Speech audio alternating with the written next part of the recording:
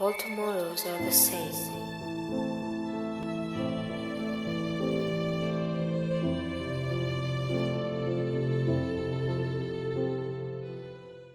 The area where the refugee camp is located is dry, dusty, and sunny.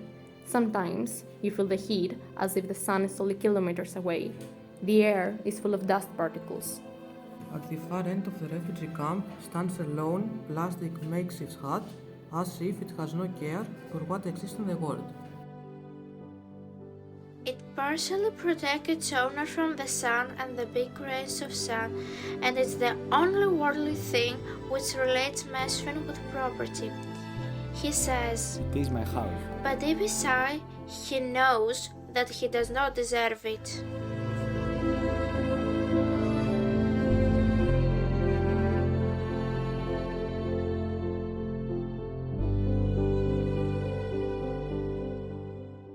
When Mesfin feels the stress from the combined forces of loneliness, lack of love, and hunger, he usually loiters in the forest.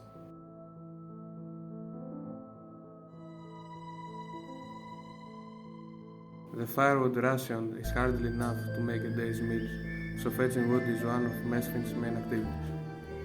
Having a piece of wood is the difference between eating and going without food. When he sits and ponders what he is doing with his life or what is being done to him, Mesfin always ends up confused. He first fled his home country to the Sudan. He returned to Ethiopia only to take off again, this time to Kenya. Only to run away as a rabbit at the first sight of a problem, he thought to himself silently. He learned nothing from his running, but his long life as a refugee taught him tolerance. He knows that tolerance is a rule of the game, and it is the way to sanity. That is why he is still alive.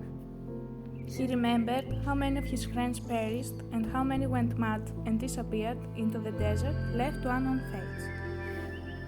He hated remembering, sitting on his mat, counting the days that he had lived in the refugee camp, enduring the unendurable.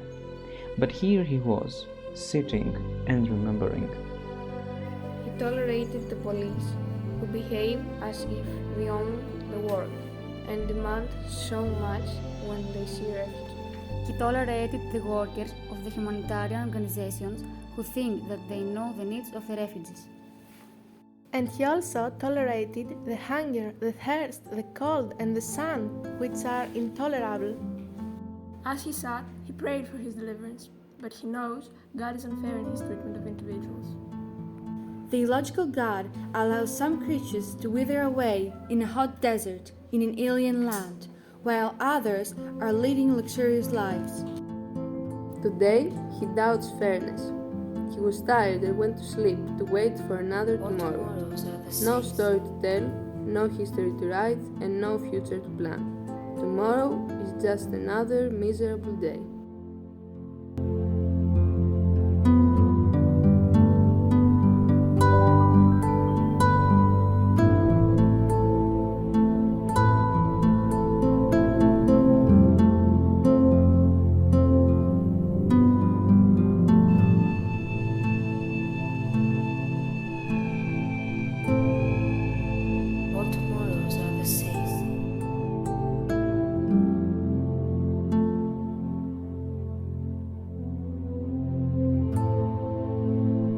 In a refugee's life, all tomorrows are the same.